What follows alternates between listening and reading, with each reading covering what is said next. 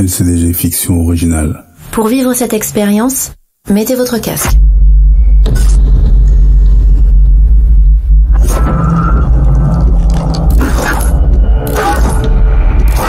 Tu es prêt? Oui.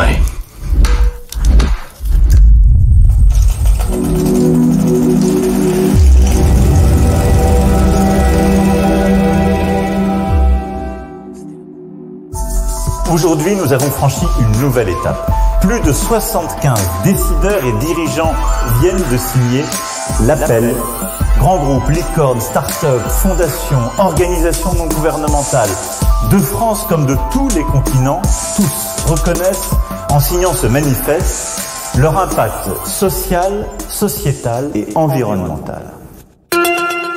Alerte coronavirus. La proxémie est un néologisme. C'est l'étude des distances sociales entre individus. Elle est introduite en 1963 par l'anthropologue américain Edward T. Hall.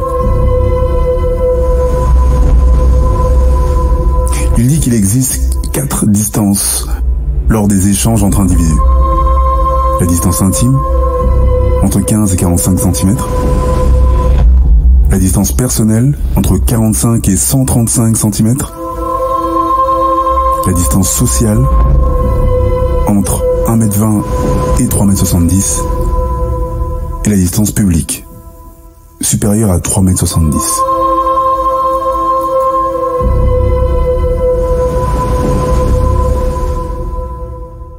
On est en 2022.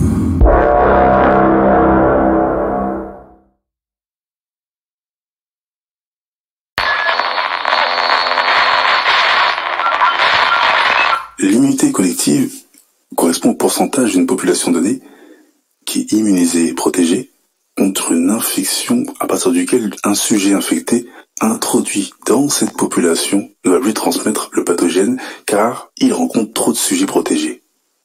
Cette immunité de groupe ou collective peut être obtenue par l'infection naturelle ou par la vaccination. «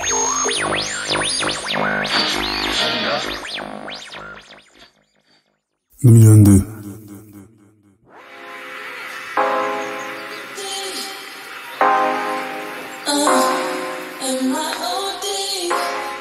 La situation mondiale est en nette amélioration depuis quelques mois.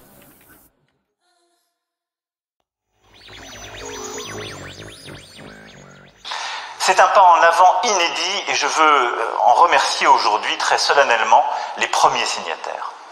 La technologie a permis des progrès majeurs, des progrès démocratiques, scientifiques, éducatifs, mais aussi culturels, sociaux, économiques ou en matière de coopération internationale. Le nombre de décès baisse de 10 à 15% chaque semaine.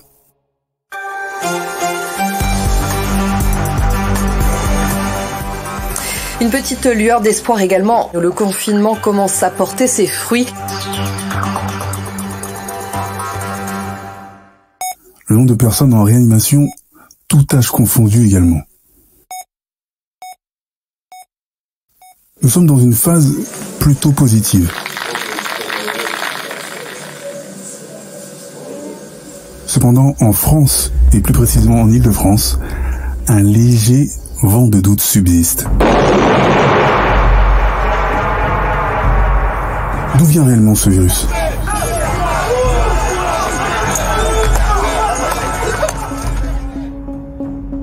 Pourquoi un vaccin met autant de temps ? Qui va en bénéficier ? Ou encore, comment résoudre le problème croissant d'infertilité masculine et d'endométriose ?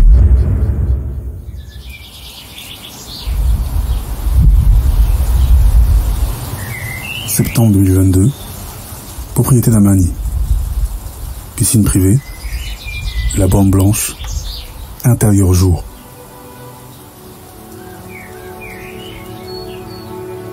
« 11 septembre, 9h02. Amani perd les os.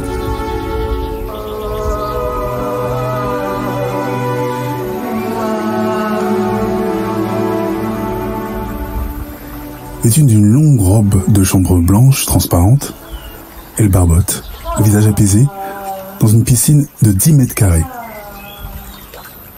Les mains sur le bord de la piscine, elle ferme les yeux. Liam, son homme, se tient près d'elle, assis sur le bord de cette même piscine, le visage contracté. Il porte un t-shirt blanc où est inscrit en rouge « Mon papa à moi est un gangster et un bermuda noir ». Les pieds dans l'eau, il observe abasourdi Amani subir des contractions en attendant l'arrivée de l'équipe médicale. Et oui, Amani choisit de mettre au monde dans sa piscine, sans péridurale. La propriété de 100 mètres carrés appartient à la famille d'Amani. Une grande demeure entourée de 200 mètres carrés de verdure et d'un poney club. Cette vieille bâtisse est la résidence secondaire des parents d'Amani qui vivent pour la plupart du temps en Angleterre. Une dizaine de pièces habillent cette demeure familiale. Lorsqu'on la regarde de l'extérieur, elle ressemble à un vieux château de très petite taille. Amani y a passé une enfance quasi tranquille. 10h19. Tout est prévu. L'équipe médicale est sur place. Le matériel, le personnel trié sur le volet et surtout un médecin. Pas n'importe lequel. Le docteur Down. Qui est-ce? L'homme qui a pris contact avec Liam dans l'épisode 2 et 3 à l'hôpital Necker et puis par message vocal. 10h37. Les contractions s'intensifient. Liam se lève, se jette à l'eau et assiste impuissant à la naissance de son enfant. Le visage et tout le corps de sa femme se déforment. Se succèdent les cris de délivrance et ceux du bébé à exactement 11h11. C'est une fille de 3 kilos. Liam est sous le choc, les yeux écarquillés. Tout le matériel médical high-tech nécessaire est sur place. Une vraie salle de soins. Après une dizaine de minutes de pure émotion, où le couple porte respectivement leur fille, Amani s'allonge sur un lit situé à quelques mètres de la piscine. Piscine placée dans une pièce très spacieuse, munie d'une véranda. Celle-ci donne sur l'ensemble de l'immense jardin et le poney club. Le temps est agréable et le ciel est dégagé. Elle chuchote des mots à son bébé en souriant. Une équipe médicale avec toutes les protections nécessaires s'affaire autour de la mère et la fille. 2 hommes à la carrure imposante demeurent immobiles. Ils encadrent l'équipe sans avoir aucune fonction particulière. Liam suit le docteur. Ils s'en vont vers le poney club à une trentaine de mètres de la demeure. Le temps est toujours clair et rythmé par le chant de quelques pies. Un des hommes à la carrure redoutable les suit à distance. Il y a un hic. Et c'est pour ça que le docteur Down intervient. Les cartes à jouer sont simples. Le temps est compté. Le docteur Down est concis et précis. Il se tient à peu près à 1m50 de Liam. Droit comme un arbre, les mains derrière le dos, Liam sort discrètement son smartphone. Il appuie sur REC et enregistre la conversation. Le docteur Down, face à lui, les mains sur les hanches, est un quinquagénaire portant des lunettes. Il arbore également une combinaison protectrice. Il sort un cigare qu'il roule lentement de ses 2 mains. Il le porte au niveau de son visage et l'hume à travers son masque. Il fixe Liam puis s'adresse à lui d'un ton grave. Liam, je sais que ce que je vais t'annoncer va te perturber. Tu sais qui je suis? Le créateur du touchdown. Il y a des touchdowns dans le monde entier, sous différents noms. Je sais que tu y es passé il y a quelques mois et Amani n'est pas au courant. Tout cela n'est qu'une couverture, tu t'en doutes bien, pour organiser la résistance face à n'importe quelle menace bactériologique. Enfin, tu te poses des questions sur ta vie depuis que tu ne vois plus ta mère, je suppose. Je sais aussi que tu n'as pas connu ton père. Sache que je suis un VMI de la famille et de celle d'Amani. Vos familles sont particulières. J'ai remarqué que tu n'as jamais été vraiment malade depuis que tu es né. Tu es négatif à tous les tests Covid. C'est le cas aussi d'Amani. Vous êtes tous les deux du groupe AB négatif. Le groupe sanguin le plus rare qui soit. Et votre fille l'est certainement. Vos familles font partie d'une longue lignée de AB négatifs. Vous êtes la base de tout un système sanitaire.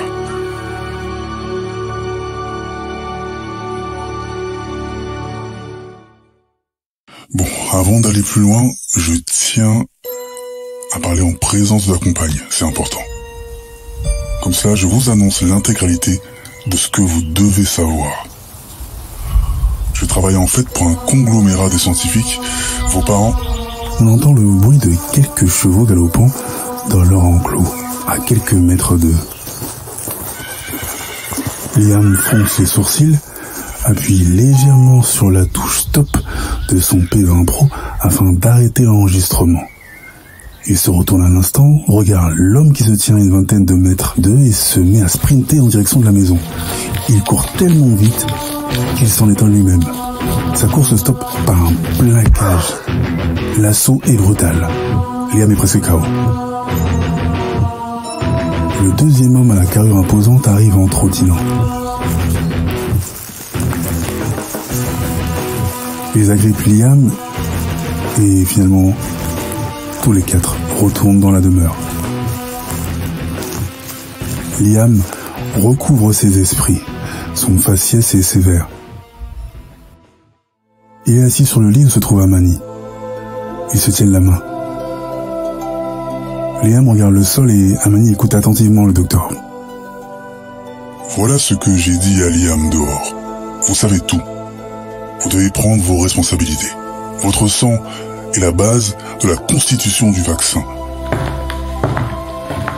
Soit vous vous joignez à nous et on a la possibilité de sauver un maximum de personnes, on vous protégera comme on a l'habitude de faire. Et comme on l'a toujours fait. Ou soit vous allez à l'hôpital le plus proche d'ici. Et reprenez le cours de votre vie, mais à vos risques et périls.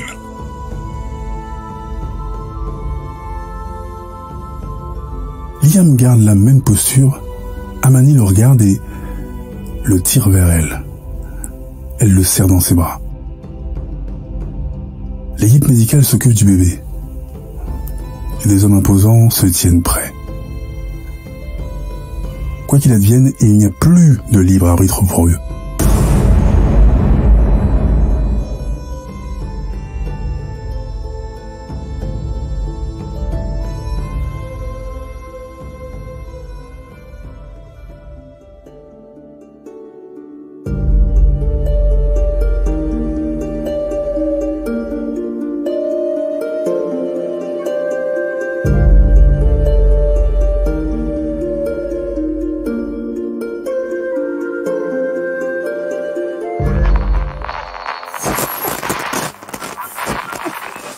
Ces revers, vous les connaissez, nous les connaissons. C'est l'extrême concentration des profits, parfois la menace sur les droits et libertés des personnes, c'est l'atteinte aux données, c'est la cyberdélinquance, la libre circulation des propos de haine qui parfois aboutissent aux pires crimes.